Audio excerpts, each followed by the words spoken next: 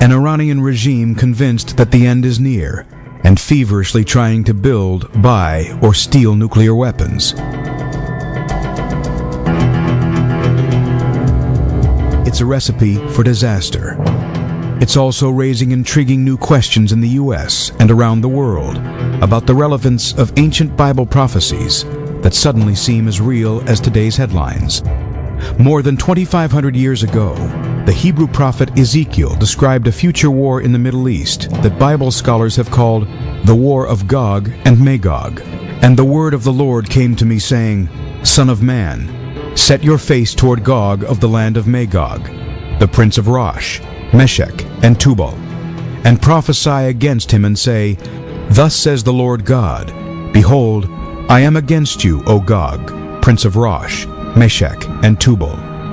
I will turn you about, and put hooks into your jaws, and I will bring you out, and all your army, horses and horsemen, all of them splendidly attired, a great company with buckler and shield, all of them wielding swords.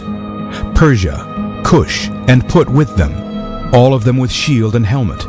Gomer with all its troops. Beth Togarmah from the remote parts of the north with all its troops, many peoples with you. And you will come up against my people Israel like a cloud to cover the land. It shall come about in the last days that I will bring you against my land. One of the prophecies that most intrigues me in the Bible is Ezekiel chapter 38 and 39, what Bible scholars call the War of Gog and Magog. Gog, we find out, is not a personal name. It's a title, like a pharaoh or a czar. Now, he is the leader over a territory called Magog. The Magogites, the people of Magog, are the people whom the Greeks called Scythians. These are the people group who settled north of the Black and Caspian Seas in what we now call Russia and the former Soviet republics.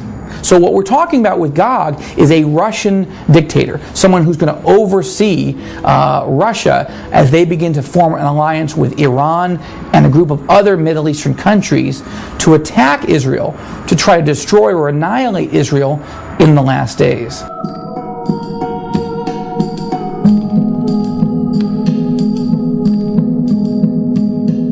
When you look at events in the Middle East through a third lens of Bible prophecy, sometimes dots begin to connect and you can begin to anticipate what's coming. I think it's interesting that after Rosh is referred to, which can be almost indisputably proven to be Russia, then you have the Persia.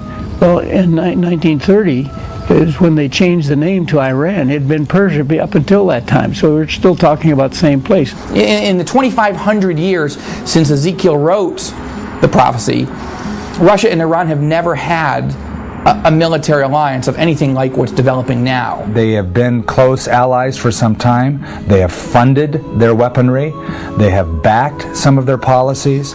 They have built reactors for them or are in the process of building reactors for them, nuclear reactors. So there is an alliance that certainly could trigger a movement. I really believe that we are on the very verge of Ezekiel 38 being fulfilled and 39. I think that the alignment of the nations right now, Russia's support of Iran and of the other Muslim nations that are listed as the aggressors against Israel in chapter 38, it surely is all, the stage is set and the nations are in place. The countries are aligning. Russia is one of the best friends of the Arab world right now. They used to be enemies, but now they're making friends because they've got a common interest. They want world domination. I guess the Russians have made them think they can trust them, and the Arabs think that they can have convinced the Russians that they can trust them, but I wouldn't trust either one of them. But it's going to be interesting to see how these two get together and go down against Israel, and then the world abandons Israel, and only God can save them. There is a tension this world is feeling, an exasperation. We have tried everything possible, especially in the last generation, to see peace occur in the Middle East, to solve this Israeli-Palestinian issue. And we have not gotten any further down the road in terms of peace. In fact, I would say we've lost ground. And there comes a point When nations, when governments, when organizations who have tried and spent money and lives have been lost in the process finally give up, and they look for an expedient solution, not always the best solution. They're willing to try or do anything. And some nations, unfortunately, in the mix, are talking about a nuclear solution. While they may or may not believe in the biblical war of Gog and Magog, even leading Middle East experts recognize the danger of the alliance that is now forming between Russia and Iran, an alliance that is forming for the first time in the 2,500 years since Ezekiel wrote his prophecy. When you look at the whole development of the Iranian missile program, their procurement of cruise missiles from the Ukraine, it is clear that Iran is looking far beyond Israel and far beyond Tel Aviv. Their aim is the West as a whole. They want to concentrate on completing their nuclear program, because once they have that, then they could threaten the West in ways that are unimaginable today. They could take over the Persian Gulf on all its sides and take control of the oil reserves of the world, most of them. They could topple Saudi Arabia and Jordan in short order. And of course Iraq. The internal debates in America on Iraq would be irrelevant, because a nuclear-armed Iran would subordinate Iraq in 2 seconds.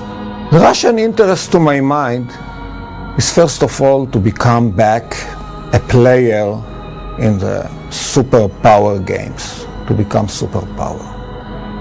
And as long as they don't have positive assets to play with, they use negative assets to challenge the United States. I was sent, in fact, by Israeli government, by Benjamin Netanyahu, to warn Russians about the dangers of leakage of their technology already in January 1997. And in fact, I was the first minister who started this, and then I happened to be, I think, the first former prisoner of conscience in the Soviet Union ever who came back to visit his own prison, and then to meet the head of new KGB, Putin, and later the president, in negotiating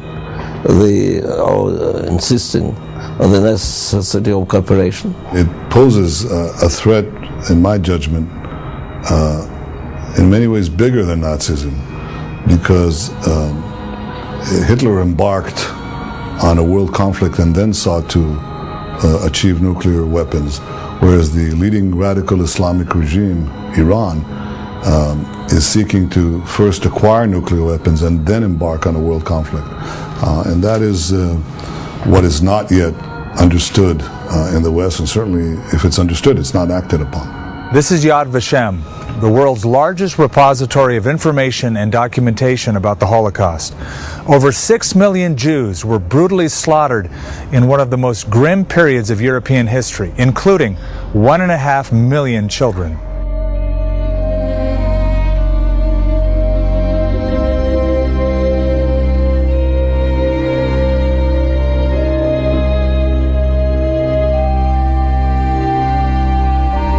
Before and during World War II, Jews throughout Europe were the target of merciless state-sponsored persecution. In 1933, 9 million Jews lived in 21 European countries. By 1945, 2 out of 3 European Jews had been murdered. When the smoke finally cleared, the terrible truth came out. The Holocaust brought about the extermination of 1/3 of the worldwide Jewish population at the time.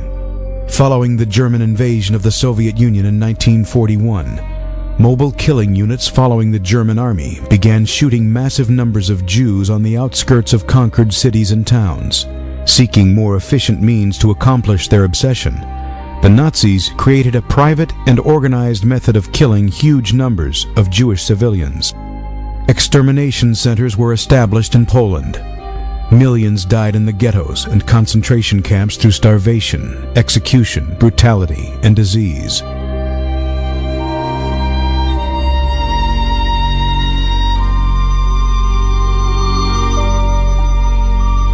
Of the 6 million Jews murdered during the Second World War, more than half were exterminated in the Nazi death camps, and the names Treblinka, Auschwitz, and Dachau became synonymous with the horrors of the Holocaust.